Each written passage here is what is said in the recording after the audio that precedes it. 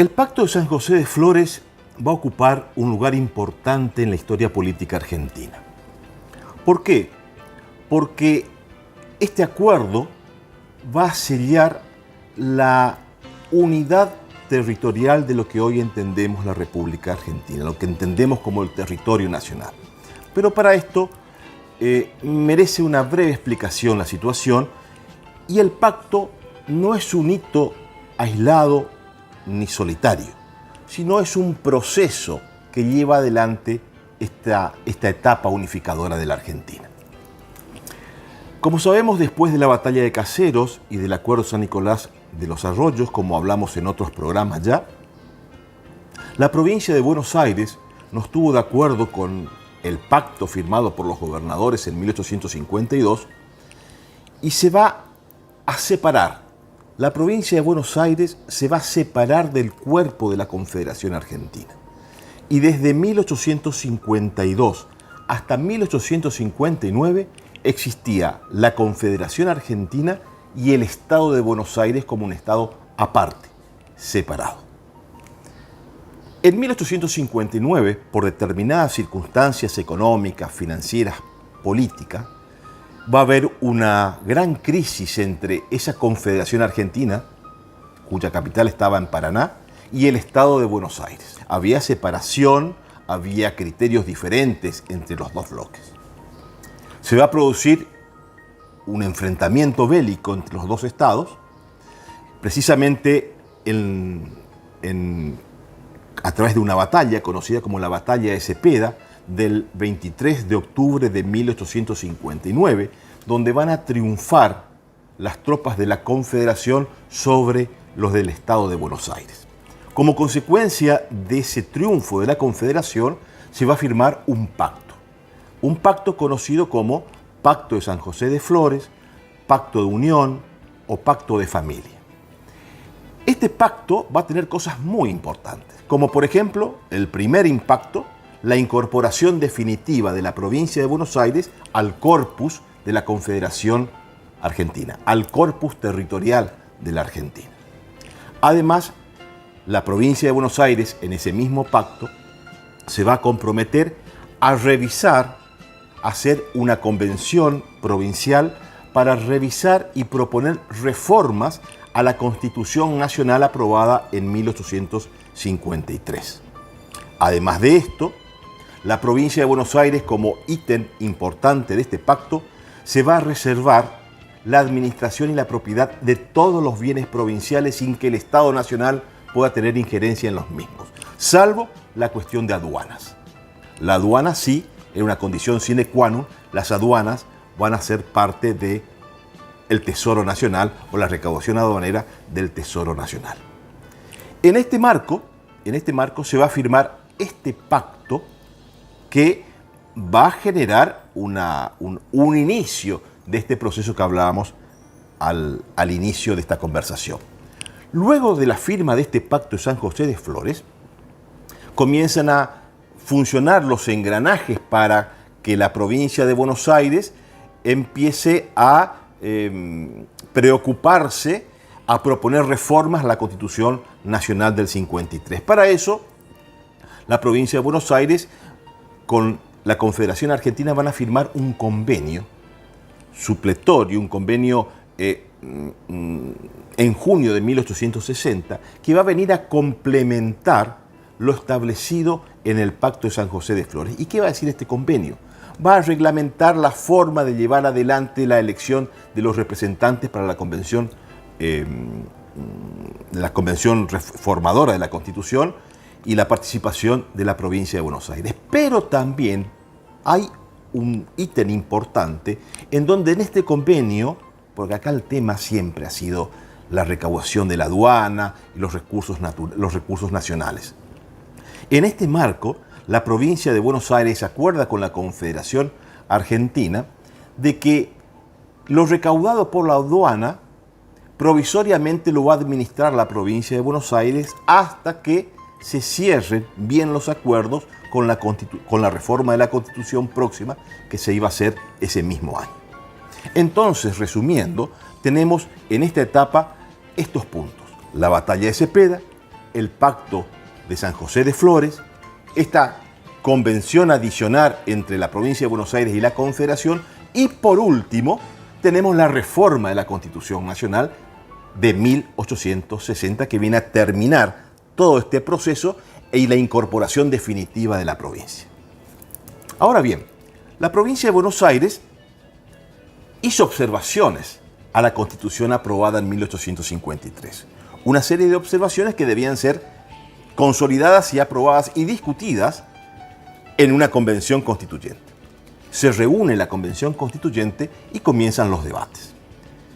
Las propuestas hechas por la provincia de Buenos Aires van a ser propuestas muy interesantes que van a ayudar a consolidar el orden constitucional nacional y van a consolidar también el federalismo, porque va a haber una propuesta interesante de la provincia de Buenos Aires, como por ejemplo, en el artículo 6 de la Constitución de 1853 se trata de la intervención federal a las provincias.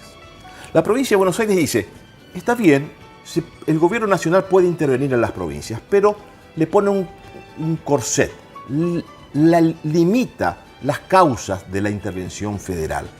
Invasión, conmoción interior, invasión exterior y al pedido de las autoridades locales para que éstas sean restituidas en su cargo cuando hayan sido suplantadas. Entonces, como que limita la condición para intervenir al territorio de las provincias. También van a haber otros elementos muy importantes que la provincia de Buenos Aires en este marco van a consolidar en la Constitución de 1860. Por ejemplo, en el 53, en 1953, se establecía que el juicio político a los gobernadores de provincia debía hacerlo el Congreso Nacional. La provincia de Buenos Aires dice no. Los gobernadores de provincias deben ser juzgados por las legislaturas provinciales. Se limita esa intervención del Congreso en el juzgamiento del juicio político de los gobernadores de provincia. También, en este mismo sentido, la provincia de Buenos Aires va a proponer que el Congreso Nacional no revise las constituciones provinciales.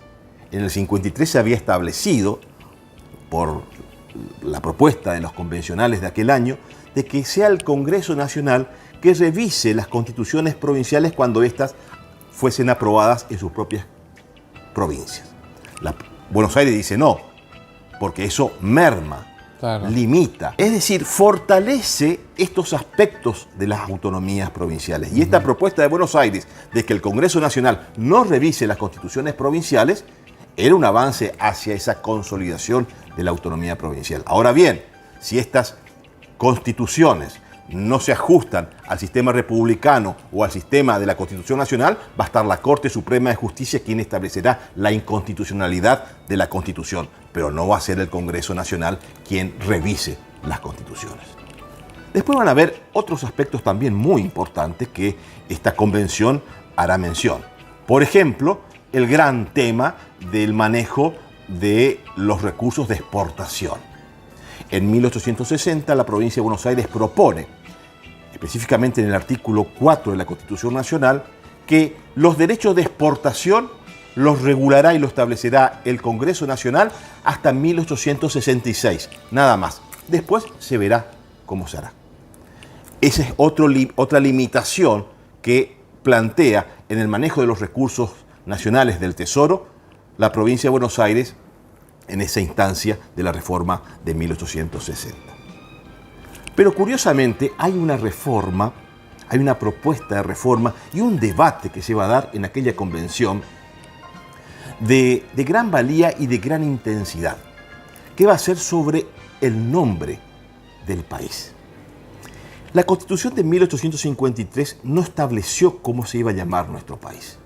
En algún momento de los párrafos del artículo hablaba de nación, hablaba de república, hablaba de confederación argentina, pero no había un artículo que decía el nombre del país. Entonces, establecer constitucionalmente el nombre del país. Y allí ardió Roma, porque no hubo acuerdo entre las partes para establecer un nombre único. Un sector de los constituyentes del 53, aquellos que respondían a Urquiza, proponían el nombre de Confederación Argentina. Aquellos que respondían a Mitre decían había que hablar de Nación Argentina. Y el impetuoso discurso de Domingo Faustino Sarmiento decía: debemos llamarnos Provincias Unidas del Río de la Plata. Y aquella convención constituyente estaba a punto de caer por la discusión del nombre. ¿Y qué decidieron, con una solución casi salomónica? Colocar 3 nombres a nuestro país. Y así quedó el actual artículo 35 de la Constitución Nacional, incorporado en la reforma de 1860, establece el nombre de nuestro país, que tiene 3 nombres. El nombre del país será República Argentina, Confederación Argentina o Provincias Unidas del Río de la Plata. Nuestro país tiene 3 nombres indistintos, constitucionales y establecidos en aquella Constitución y en la reforma de 1860. Y para la denominación de las leyes nacionales, utilizar el de Nación Argentina. Nuestro país, formalmente y constitucionalmente, tal como reza el actual artículo 35 de la Constitución Nacional, tiene 3 nombres. Después, un decreto del presidente Derqui, por una cuestión práctica, estableció que se utilice el de República Argentina. Pero nuestro país tiene constitucionalmente 3 nombres. Dardo, ¿por qué se lo llamó también Pacto de Familia? Pacto de Familia por esa intencionalidad de unir esa familia argentina que estaba separada. Una familia única que era la argentinidad, que después de Caseros, después de la batalla de Caseros y después del acuerdo San Nicolás de los Arroyos, Rubén, mantenía una separación, una discordia, una grieta, como solemos decir, entre estos 2 grandes sectores. Y este acuerdo, este pacto, viene a unificar la familia argentina, de incorporar a aquel hermano que no estaba en la familia y hacer parte de la misma. Por eso, la historia constitucional lo conoce al Pacto de San José de Flores también como Pacto de Unión o Pacto de Familia.